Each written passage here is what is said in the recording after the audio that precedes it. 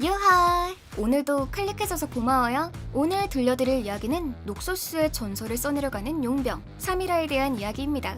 슈리마에서 태어나 녹소스로 넘어오기까지 어떠한 일이 있었으며 그녀는 왜 슈리마를 싫어하는 걸까요? 지금 시작합니다. 아주 오래전, 훗날 이 도시가 세워지기도 전 이 계곡에서는 엄청난 사건이 일어났었죠. 슈리마의 시작이라고 기록된 사건이자 끝을 알리는 시작. 그날을 기억하는 사람은 아무도 없었습니다. 자신의 군단을 이끌고 폐허가 된 도시로 향하고 있는 신성 전사들을 제외하면 말이죠. 그들의 왕제 아지르가 배신당했을 때 도시의 백성들을 베어버린 바로 그 신성 전사들이었습니다. 그들의 말살 행위에 헛된 분노 말고는 다른 이유는 없었는지 그들 중 몇몇은 타락한 영혼이 되어 룬테라 전역에 흑사를 멈추지 않고 있었죠. 이곳에서 노예였던 소년 제라스는 황제의 형제가 되었지만 그 노예 소년은 제국을 무너뜨렸고 그들의 형제애를 산산이 부숴버렸습니다. 수천 년이 지난 후 그들의 이야기가 고대의 한 전설로 남겨질 때쯤 슈리마 왕가의 마지막 패를 지는 시비르가 슈리마로 오게 됩니다. 본인이 주인인 것도 모르고 약탈 의뢰를 받고선 말이죠. 의뢰자인 카시오페아의 배신으로 시비르는 자신의 피가 슈리마 모랫바닥을 적시는 것을 보며 눈을 감게 됩니다. 아니, 감게 되는 줄 알았죠. 카시오페아는 고대의 보물을 독차지하기 위해 시비르를 찌르고 황제의 능을 열게 되는데 그 순간 그곳에 봉인되어 있던 사악한 초월체 제라스와 타락한 초월체 레넥톤이 세상에 나와 자유의 몸을 만끽하게 됩니다. 이내 제라스는 곧 운명을 직감하죠. 아지르, 너 또한 초월체가 되었군. 수천 년 동안 무의 세계 속에 갇혀있던 아지르는 영겁의 무의식 속에서 달콤하고도 실오라기처럼 흘린 후손의 피로 생명을 되찾게 됩니다. 육체를 되찾은 아지르는 자신의 후손인 시비르를 새벽의 오아시스로 데려갔습니다.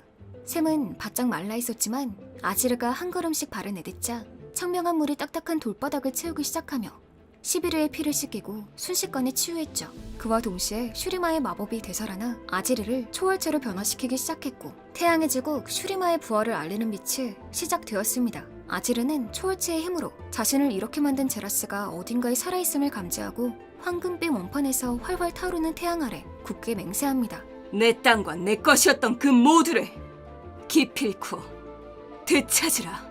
그의 맹세에 반응을 하듯 제라스는 잃었던 힘을 되찾기 위해 사막의 심장부를 찾았고 빼앗겼던 힘이 빠르게 돌아오면서 세상에 대한 지식도 얻게 됩니다. 세상은 무서운 새로운 신을 숭배할 준비가 된 필멸자로 가득했다는 사실에 이제 남은 건 정복뿐임을 알게 되죠. 제라스, 그는 왜 이렇게 정복에 미친 걸까요? 새로운 힘을 얻은 제라스는 더 이상 이름 없는 노예 소년이 아니었지만 그럼에도 여전히 사슬에 묶여 있었습니다. 잊혀지지 않은 과거의 그 사슬에.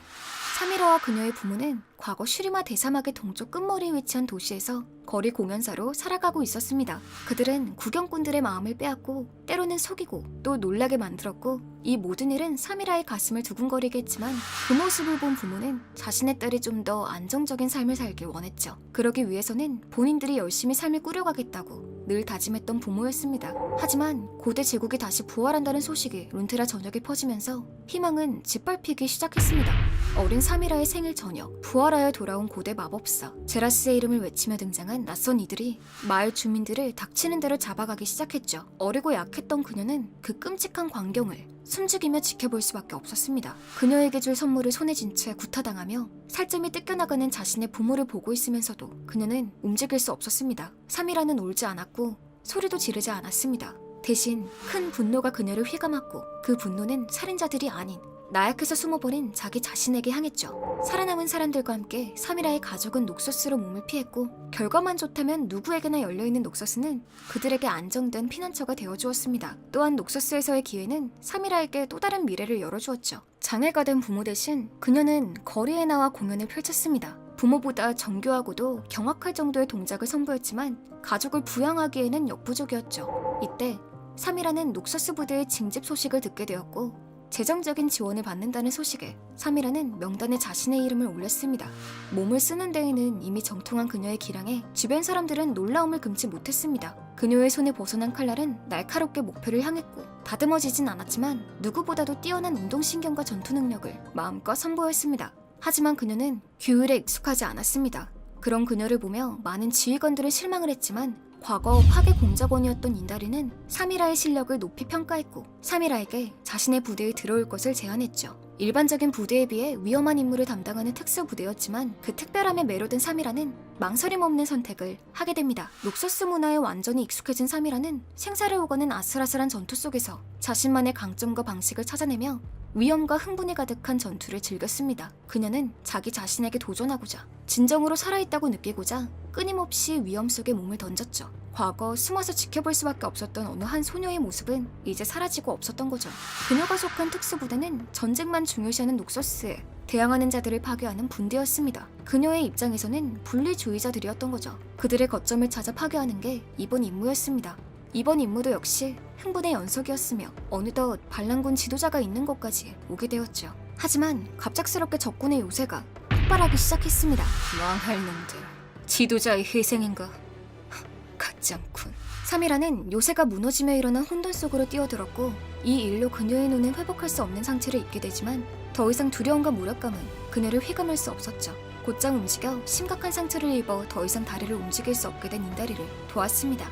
둘은 살아남았지만 그와 반대로 주변에는 동료들의 시체가 즐비했죠. 어쩔 수 없어. 예전에 겪었던 거에 비해 지금은 누군가 지킬 수 있는 힘이 있어. 정말 최악이군. 지휘관으로서 실패한 인다리는 크게 좌절했고 생존자들이 돌아오자 부대를 해산하게 됩니다. 해산 명령을 받은 사미라는 그녀의 흥미를 끌어줄 다른 일을 찾지 못한 채 가족의 곁으로 돌아왔지만 더 이상 그곳의 삶을 받아들일 수 없었습니다. 사미라는 녹서스 수도로 돌아와 인다리를 찾아 말했죠. 나에게 용병이를 찾아줘, 인디라. 세상엔 멍청이들이 너무 많아. 그들이랑 같이 일할 바엔 혼자 전장에 뛰어드는 용병이 되겠어. 인다리는 내키지 않았지만 제안을 받아들일 수밖에 없었습니다. 그녀를 이렇게 만든 건 자신 때문이었기에 홀로 싸움터에 내보낼 순 없었거든요. 그렇게 사미라가 받은 임무는 하나같이 불가능에 가까운 임무였습니다. 부대 전체가 착수해야 하는 임무조차 혼자서 해냈고 심지어 완벽했으니 그녀에 대한 소문은 순식간에 널리 퍼졌죠. 인다리의 지원 아래 그녀는 녹서스에서 제일 가는 용병이 되었고 녹서스의 고위 지휘관인 다리우스와 르블랑까지 그녀에게 특수임무를 맡길 정도로 그녀를 인정했죠. 사미라는 더 이상 멈추지 않았고 좌절하지도 않았습니다.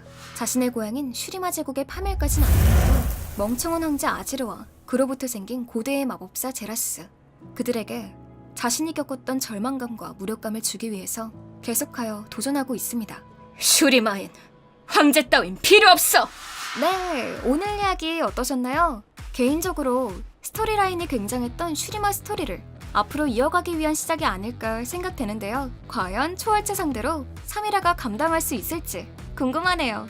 그럼 오늘 영상은 여기까지. 오늘도 봐줘서 고마워요.